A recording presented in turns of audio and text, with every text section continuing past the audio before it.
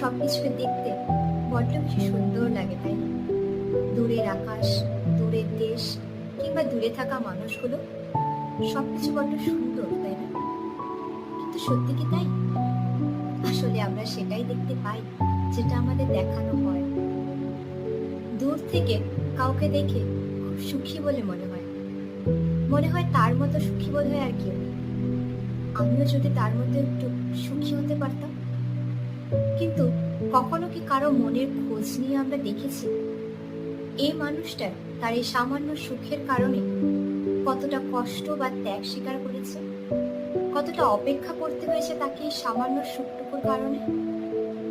কিন্তু না, আমরা তার এই কষ্টটাকে উপেক্ষা করে যাই, তার এই সুখটাকে খুঁজে দেখি আমরা। আসলে এখনের এই জগৎ রিয়েলের থেকে রিলটাকে বেশি গুরুত্ব